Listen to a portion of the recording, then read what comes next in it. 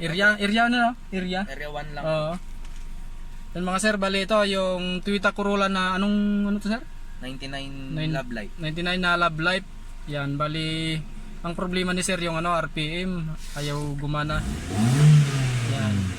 Yan, konting angat lang siya pagka yung todo na yung apak mo sa gas. Kahit galit na yung makina, konting angat lang yung RPM. Yan, titignan ko mga sir kung anong problema nito. Bali cable type pala to, yung speedometer niya. Pero ayos naman yung speedometer, yung RPM lang ni sir ang may problema talaga. Saka papalit ka ng ilaw sir? Baka hindi mo na. RPM lang.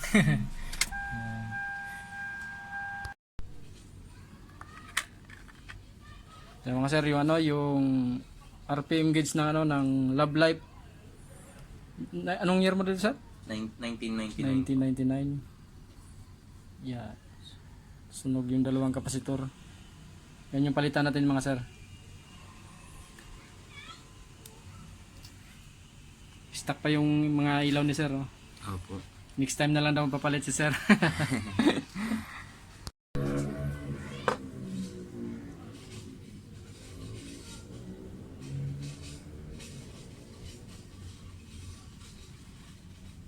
Sunog eh.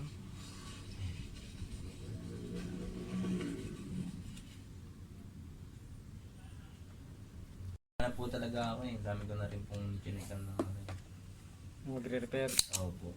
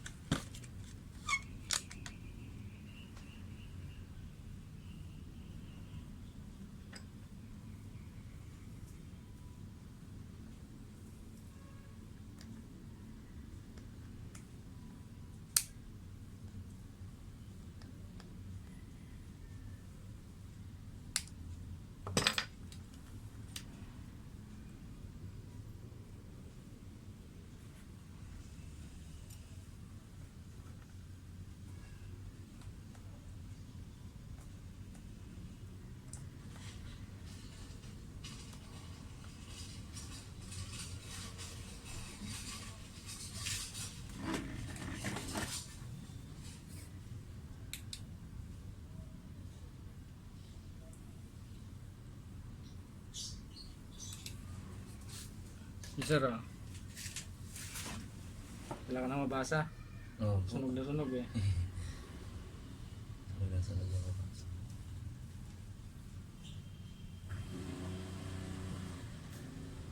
Yan po yung papalit.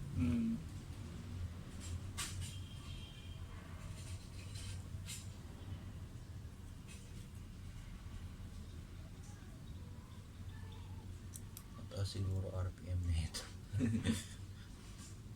Okay naman takbo niya sir. Okay naman po.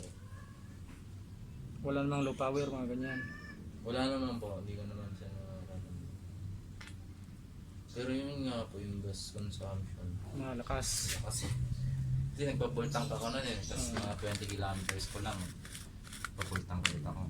Matik na. 3.5 liters ang Malakas no. ang lumabas. Kasi parang pumapatak po siya ng 7. Mataas. Pero usually sir mga 10 no? 10 to 12. 10 to 15.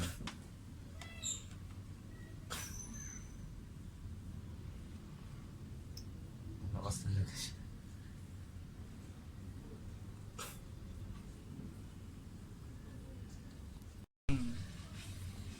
Babalik ka na naman yun.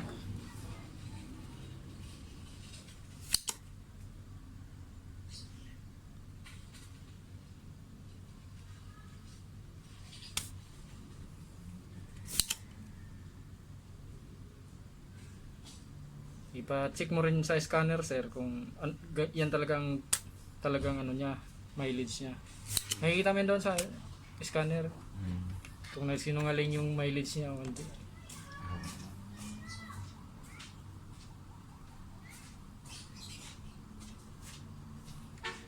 pinuntahan ko kasi siya, wala daw yung ano niya eh. Yung- yung pang saksak daw na port. Yung OBD. Opo, sabi. Hanapin ko muna, wala eh. Sabi niya. Sige kuya, sabi ko, balikan kita pagka ano. Buti mo ba eh. Kasi kapag nagpapa-scan sir, di ba, usually may bayad. Ano yun? Parang Pinakamababa, libo ata. pinakamababa sa scanner, 1.5. Oo, Yung iba, 3 plus talaga. Hmm. Pa-scan ka lang. Buti na lang may kakilala, may kakilala.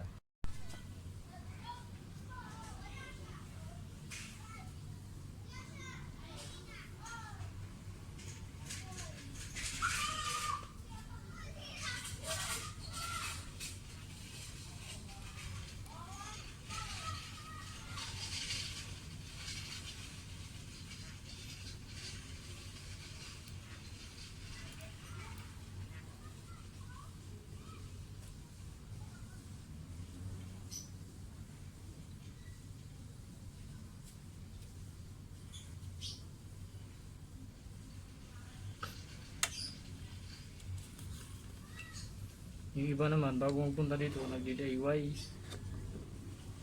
Yun, ano. Oo. Tapos nasisira niya. Nasisira tuloy lalo.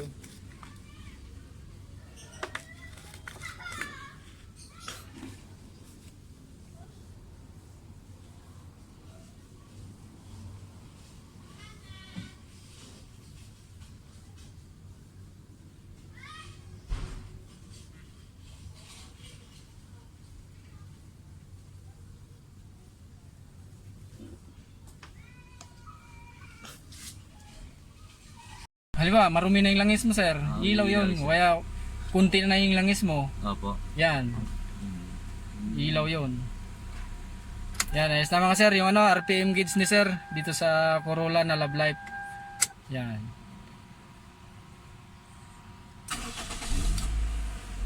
Yan. Ayos na. Kanina, wala.